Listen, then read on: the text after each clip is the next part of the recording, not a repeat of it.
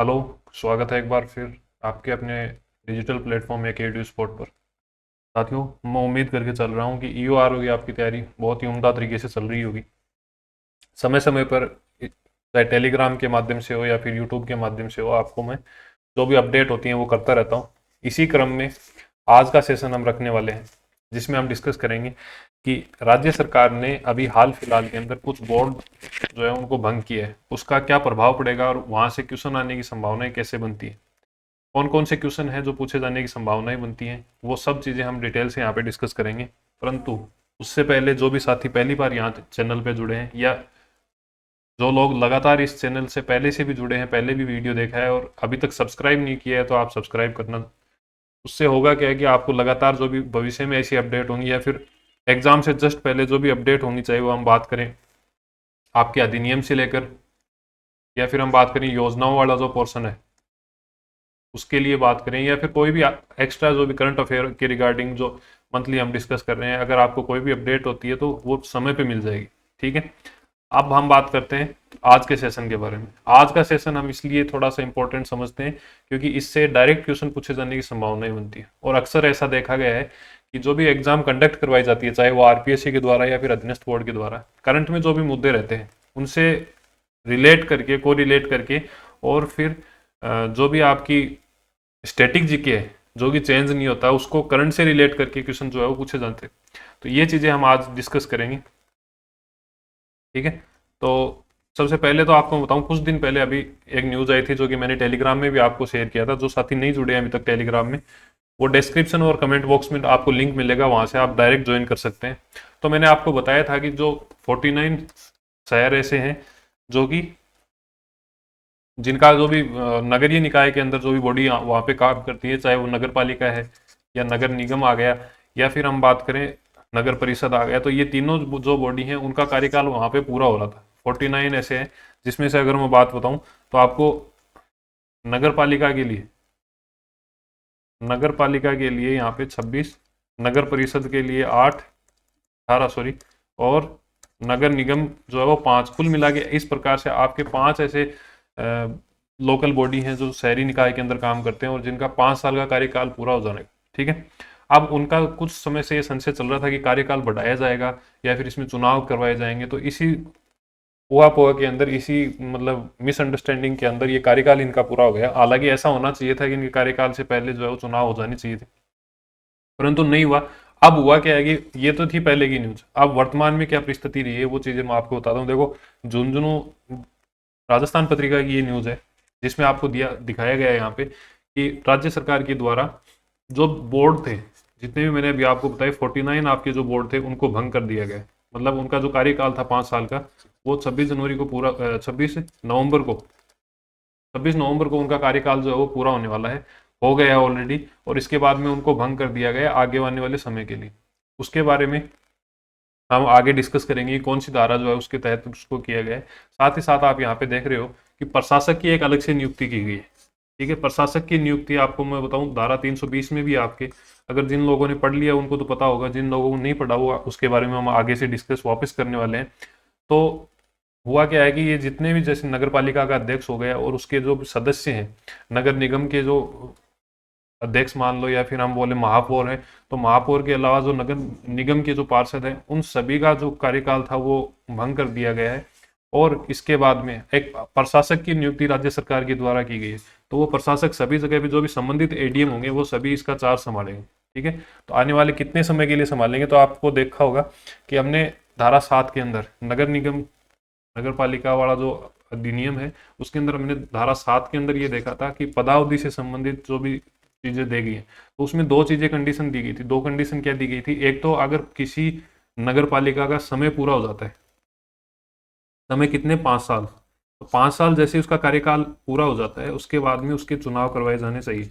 ठीक है। अब वो चुनाव कब करवाने चाहिए, जैसे ही उनका कार्यकाल हो जाता है उसके 6 माह के अंदर। तो अगर हम बात करें वर्तमान स्थिति के अंदर, तो वर्तमान स्थिति में जब हम 26 नवंबर से हम बात कर रहे हैं, तो नवंबर ऑलमोस्ट हम मान लेते हैं कि लगभग पूरा ही हो गया। तो नवंबर के बाद में आपके दिसंबर, जनवरी, फरवरी, मार्च, अप्रैल, तो अप्रैल तक, 26 अप्रैल तक, 26 मई तक, 26 मई तक आपके 6 महीने हो जाते हैं। तो इस महीने में इस टाइम ड्यूरेशन के अंदर आपके इलेक्शन जो है वो पूरे करवाने सरकार के लिए आवश्यक है। ठीक है, इसी के साथ साथ हम बात करें आर्टिकल 243 243 का जो आर्टिकल है उसके अंदर भी ये दे रखा है कि जो कार्यकाल होगा वो 5 साल का होगा, जो कि ऑलरेडी 26 नवंबर को पूरा हो चुका है। ठीक है, तो ये धाराएं आपसे यहाँ पे पूछी जा सकती हैं पदावधि से संबंधित। हालांकि आपने पढ़ ली होगी, मैं ये नहीं कहता पढ़ी नहीं है, परंतु आपको थोड़ा सा और ध्यान में रखना है और इनको आपस में कोरिलेट करना है। ठीक है, इसके साथ में उपचुनाव के बारे में भी यहाँ पे दे रखा है कि अगर उपचुनाव होते हैं, उपचुनाव की कंडीशन के अंदर धारा 7 के तहत क्या कहा गया है कि जो बचा हुआ समय है, मान लो ए नगर पालिका थी और उसका उपचुनाव के कारण मतलब किसी भी कारण से विघटन हो गया और यहाँ पे उपचुनाव होने हैं, तो ऐसी कंडीशन में ए का जो बचा हुआ समय है, हम मान के चलते हैं जैसे 3 साल इसने पूर्ण कर लिए और 3 साल के बाद में वापस से उपचुनाव हो रहे हैं, तो उपचुनाव की कंडीशन के अंदर जो आगे वाली जो नई नगर पालिका का गठन होगा वो शेष बचे समय मतलब 2 साल के लिए ही काम करेगी। ये चीजें आपको यहाँ पे क्लियर कर लेनी है।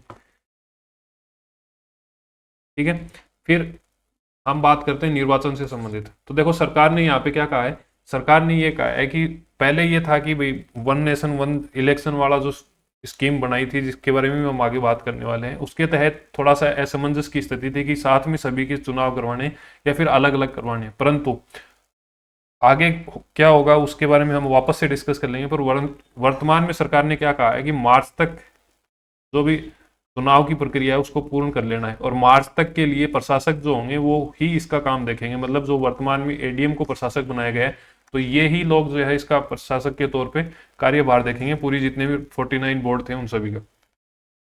ठीक है, तो 1 नेशन 1 इलेक्शन वाला जो स्कीम है, जो योजना है, वो लागू हो भी सकती है आगे के लिए, परंतु वर्तमान समय में मार्च तक के लिए इनको प्रशासक के रूप में नियुक्त किया है। उसके बाद में अगर चुनाव होते हैं तो वो होंगे धारा 11 के तहत। ठीक है, और इसमें आपको क्वेश्चन कई बार पूछा जाएगा और पूछा भी जाता है पहले से कई, जो पीवाईक्यू अगर आप देखोगे तो उसमें आपने देखा होगा कि जो चुनाव होता है नगर पालिका का वो राज्य निर्वाचन आयोग के तहत किया जाता है। मतलब राज्य निर्वाचन आयोग की ये जिम्मेदारी होती है कि जो नगर पालिकाओं के चुनाव हैं या पंचायती राज के जो चुनाव हैं वो पूर्ण करवाए। ठीक है, इसके साथ में थोड़ा सा आपको मिसअंडरस्टैंडिंग हो सकती है धारा 320 को लेकर।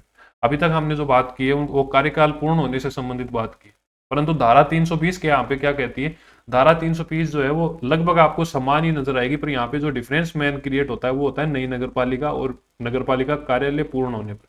तो हमने अभी तक जितनी भी बातें की हैं, चाहे हम बात करें कार्यकाल पूर्ण होने से या फिर प्रशासक की नियुक्ति, तो वो सब चीजें जो है वो हमने बात की है जब कार्यकाल पूरा हो जाता है या फिर उपचुनाव की अगर कंडीशन आ जाती है उस समय पे।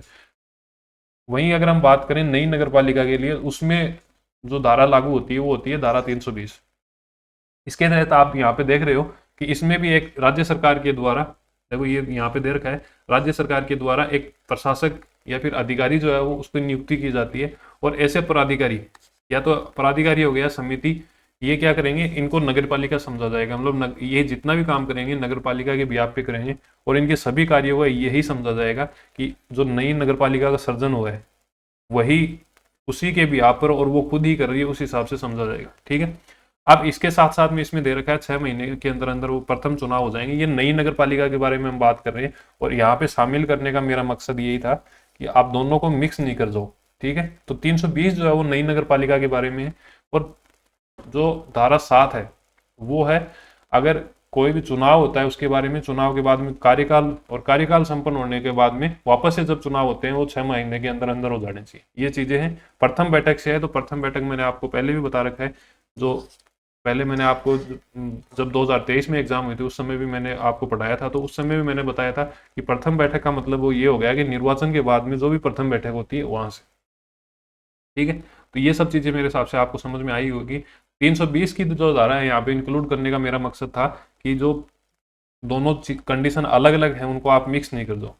ठीक है, इसके साथ ही जो 1 नेशन वाला जो मैंने आपको बताया था, एक राष्ट्र एक चुनाव, इसके बारे में थोड़ा सा डिस्कस कर लेते हैं। हालांकि ये करंट का टॉपिक है, परंतु आपको ध्यान में रखना है एक कमेटी बनाई गई थी एक राष्ट्र एक चुनाव के कारण कि बार बार देश के अंदर चुनाव नहीं करवाए, बार बार आचार संहिता नहीं लगे। अगर आप देख रहे हो तो 2023 से लेकर नवंबर 2023 से लेकर और नवंबर 2024 तक 3 आचार संहिताएं लग गई। तो अगर हम 2-2 महीने का समय भी मान के चले तो 6 महीने, लास्ट 12 महीने में से 6 महीने तो सरकार ने काम किया ही नहीं और वो किस भी आप पे की भी आचार संहिता लगी हुई है, चाहे हम भर्तियों से संबंधित बात करें, कोई भी सरकारी काम की बात करें, तो ये 6 महीने 12 महीने से तो खराब हो ही गए। और ये प्रत्येक 5 साल में एक साल ऐसी होती है जिसमें ये कंडीशन बनती ही बनती है। इसलिए केंद्र सरकार ने ये प्रस्ताव लेके आई थी, केंद्र सरकार ये प्रस्ताव लाई है कि एक राष्ट्र एक चुनाव, मतलब जितने भी चुनाव होंगे वो एक साथ में हो जाएंगे। इसी के चलते एक समिति बनाई गई थी जिसके अध्यक्ष बनाए गए थे पूर्व राष्ट्रपति रामनाथ कोविंद। ठीक है, रामनाथ कोविंद समिति के नाम से थे, जिसके अध्यक्ष कौन है, पूर्व राष्ट्रपति रामनाथ कोविंद है।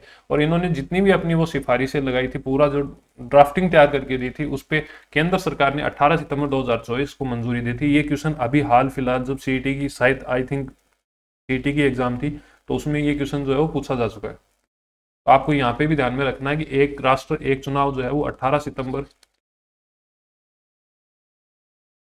2024 को इसको मान्यता दी है। सिफारिश जो भी हुई है और गठन इसका शायद मार्च में हुआ था, आप देख लेना एक बार। ठीक है, तो इसमें क्या कहा गया है, इसका मेन उद्देश्य क्या है कि लोकसभा के जितने भी और लोकसभा, राज्य की विधानसभा और स्थानीय निकाय का चुनाव एक साथ करवाना। तीनों, मतलब लोकसभा के चुनाव, राज्यसभा के चुनाव और स्थानीय निकाय, जिनके बारे में हम पढ़ रहे हैं, जिसकी हम तैयारी कर रहे हैं यूआरओ की। तो नगर पालिका के जितने भी चुनाव है वो राज्यसभा और सॉरी लोकसभा और राज्य की विधानसभा के साथ में करवाना है। जिसके तहत प्रथम चरण में लोकसभा और राज्य विधानसभाओं के एक साथ में चुनाव करवाए जाएंगे। और इसके 100 दिन के बाद में, मतलब जो पहला चरण होगा, इसमें देखो 2 चरण होने वाले हैं, जिसमें पहला जो चरण होगा जिसके अंदर एक तो लोकसभा प्लस विधानसभा, इनके जो चुनाव जो है वो साथ में करवाने हैं। फिर ये जो प्रथम चरण कंप्लीट हो जाता है उसके 100 दिन में, 100 दिन के भीतर भीतर हमें क्या करना है, सेकंड चरण करना है। और इस सेकंड चरण में क्या होगा, जो भी नगर पालिकाएं होंगी, इसके साथ ही पंचायती राज के जो भी चुनाव है, जो सरपंचों वाले जो चुनाव है, ये दोनों चुनाव करवाए जाएंगे। तो प्रथम चरण में लोकसभा और विधानसभा के चुनाव होंगे और 100 दिन के भीतर भीतर नगर पालिका और पंचायती राज के रूप में सेकंड चरण जो है वो हो जाएगा। ठीक है, इसके साथ में मैंने अब जब करंट डिस्कस हम कर रहे थे उस समय मैंने आपको बताया था कि 1951 से लेकर 67 तक एक साथ ही चुनाव होते थे। मतलब जब स्टार्टिंग चुनाव की जो स्टार्टिंग हुई थी इंडिया के अंदर, और उसके बाद में कंटिन्यू 1967 तक लगातार चुनाव जो है वो साथ में संपन्न हो रहे थे। इसके बाद में दो, एक तो विधि आयोग और एक संसदीय समिति, इन दोनों का ध्यान रखना है। इन्होंने भी साथ में इसका अनुमोदन किया है कि हाँ साथ में चुनाव होने चाहिए, जिससे खर्चा भी बचता है, सिस्टम जो है वो बार बार से प्रभावित नहीं होता। परंतु इसके कुछ ड्रॉबैक भी हैं, वो चीज़ें अलग हैं, हमारे एग्जाम से रिलेटेड नहीं है। अगर मेंस वगैरह की आप तैयारी कर रहे हो तो इसके मतलब प्रो एंड कॉन्स दोनों साथ में देखना है। ठीक है, तो साथियों ये चीज़ें थी। अब आप में से जो भी साथी अगर नए जुड़े हैं और यहाँ तक देखने के बाद में उनको ये चीज़ें हेल्पफुल लगी हैं, और भविष्य में अगर आप चाहते हो कि अगर ऐसे ही सेशन आए और एग्जाम के आसपास में जो भी अपडेट होती है वो आपको समय पर मिले, तो आपको करना क्या है, आपको इस यूट्यूब चैनल को जहाँ पे आप वीडियो देख रहे हो इसको सब्सक्राइब कर लेना है। इसके साथ साथ ही आपको टेलीग्राम चैनल को भी ज्वाइन कर लेना है। अब टेलीग्राम का लिंक जो है वो आपको डिस्क्रिप्शन में और साथ ही कमेंट बॉक्स में मिलेगा। आपके जो भी साथी जो ईओआरओ की तैयारी कर रहे हैं, भविष्य में सब इंस्पेक्टर भर्ती की तैयारी करेंगे या टीचिंग भर्ती से संबंधित कोई भी तैयारी कर रहे हैं, कंपटीशन लाइन से संबंधित, तो आप इस टेलीग्राम चैनल को ज्वाइन कर सकते हैं। यहाँ पे आपको करंट अफेयर्स के रिगार्डिंग जो भी नोट्स हैं वो मिल जाते हैं। ठीक है, जिनमें फुल आउट ऑफ फुल, मतलब जितने भी पर्सन आपके एग्जाम में पूछे जाएंगे वो हम ये उम्मीद करके चलते हैं कि उस कंटेंट से आएंगे। और ऐसा देखने को मिला है, चाहे हम बात करें अधीनस्थ बोर्ड की सीईटी एग्जाम है या फिर हम बात करें आरपीएससी प्रोग्राम में है। ठीक है, आरपीएससी के संस्कृत विभाग में जो फर्स्ट ग्रेड का पेपर लगा है उसमें तो मतलब सभी क्वेश्चन जो है वो इन्हीं नोट्स से पूछे गए। तो वो सब चीज़ें होगी। इसके साथ में आपको कुछ पीवाईक्यू क्वेश्चन जो मतलब मेन इंपॉर्टेंट पीवाईक्यू क्वेश्चन होते हैं वो मिलते हैं। तो कुल मिला के आपके लिए टोटल ये मान के चलो कि फायदे वाला सीन ही रहने वाला है। तो आपको ज्वाइन कर लेना है, आपकी जो भी साथी तैयारी कर रहे हैं उनके साथ में भी शेयर करना है। ये कुछ आप देख सकते हो यहाँ पे स्क्रीनशॉट ऐड किए हुए हैं जो क्वेश्चन हूबहू मिले। ठीक है, चाहे राइजिंग राजस्थान का है, राष्ट्र खेल दिवस है, अगस्त के अंदर जब हम राष्ट्रीय खेल दिवस के साथ साथ में राष्ट्रीय अंतरिक्ष दिवस मनाते हैं, तो वो सब चीज़ें क्वेश्चन जो है वो आपको डायरेक्ट देखने मिले। ज्वाइनिंग के अंदर आपको कुछ दिक्कत रहती है कि भाई लिंक काम नहीं कर रहा, कई बार ऐसी कंडीशन आ जाती है टेक्निकल प्रॉब्लम की, लिंक काम नहीं करता, तो आप इस क्यूआर कोड को स्कैन करके भी ज्वाइन कर सकते हैं। तो आई होप कि आपके लिए ये जो इन्फॉर्मेशन है ये काफ़ी यूजफुल रही होगी। हमने कोशिश की है कि आपको जितने भी डाटा हैं वो आपस में कोरिलेट करें, चाहे आर्टिकल की बात करें 243 या फिर धारा 7 की बात करें, धारा 11 के अंदर इलेक्शन की बात करें, तो ये सब चीज़ें हमने कोरिलेट की है। बावजूद इसके आपके जो भी डाउट रहते हैं, फीडबैक रहता है सकारात्मक नकारात्मक, वो सब चीज़ें आप कमेंट बॉक्स में लिख सकते हो। लाइक अनलाइक करना आपके हाथ में है, परंतु मैं ये कहूँगा कि फीडबैक जरूर आपको देना है। और फिर भी आपका कोई डाउट रहता है या फिर आप चाहते हो कि कोई अलग से एक सेशन ऑर्गेनाइज हम करें, तो उसके लिए आपको इसका व्हाट्सअप नंबर पे मैसेज भी कर सकते हैं। तो मिलते हैं एक नए सेशन के साथ में, तब तक के लिए धन्यवाद। जय हिंद, जय भारत, लगे रहिए। और सिलेक्शन के लिए आपको ध्यान में रखना है कि जिस दिन सिलेक्शन हो गया, आपके जितने भी त्याग हैं, जितनी भी आप मेहनत कर रहे हो, वो रंग तभी लाएगी जब आप मतलब आपका फाइनल सिलेक्शन होगा। तो उम्मीद करते हैं कि आपकी ज्वाइनिंग पे ज़रूर मिलेंगे आपसे। तब तक के लिए धन्यवाद। जय हिंद, जय भारत।